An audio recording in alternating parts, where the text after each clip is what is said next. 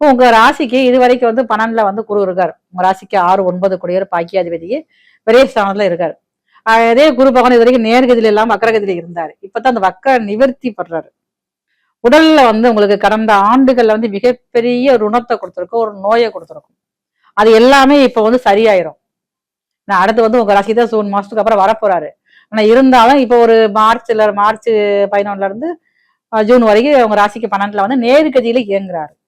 அப்ப இந்த காலகட்டத்துல உங்களுக்கு தந்தை வழியில வந்து வரக்கூடிய சொத்துக்கள் வரும். தாயாரில் இருக்கக்கூடிய உடல்நல பிரச்சனைகள் எல்லாமே சரியாகும். எல்லாமே உங்க ராசி இப்படிதான் நடக்குது. ஏன்னா உங்க ராசிக்கு 4ஆம் இடத்தை வந்து குரு தன்னுடைய 5ஆம் பார்வையா பாக்குறதுனால அம்மாவுக்கு இருக்கிற இந்த உடல்நல பிரச்சனைகள் சரியாகும். வீடு நிலம் வாங்குறதுக்கு வாய்ப்புகள் அதிகமா இருக்கும். பெரும்பாலும் நீங்க வந்து புதுசா தான் நீங்க வீடு கட்டணும்னு ஆசைப்படுவீங்க. எந்த ஒரு பொருளாக இருந்தாலும் புதுசா ரசனையோட, ரசனைக்கு சொந்தக்காரர்கள் நீங்க தான். ஆனா நீங்க என்ன செய்வீங்க அப்படின்னா, புதுசாவே நம்மளுடைய ரசனைப்படி வீடு கட்டுவோம் அப்படிங்கிற எண்ணங்கள் அதிகமா இருக்கும்.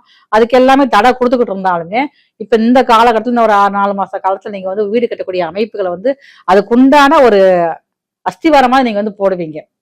நிறைய நாள் பிளான் ஓடிக்கிட்டே இருக்கும். ஆனா இப்ப வந்து பாத்தீங்கன்னா அதுக்குண்டான ஒரு அஸ்திவாரம் நீங்க போட்டு உண்டான முயற்சிகள் நீங்க வந்து எடுக்க ஆரம்பிப்பீங்க. அதே மாதிரி பாருங்க, தாயாருடைய அன்பு வந்து உங்களுக்கு வந்து கிடைக்கும். நீங்க எப்ப எங்க வெளியில போனாலும் சரிதான், அம்மாட்ட ஒரு ஆசீர்வாதம் வாங்கிட்டு போங்க.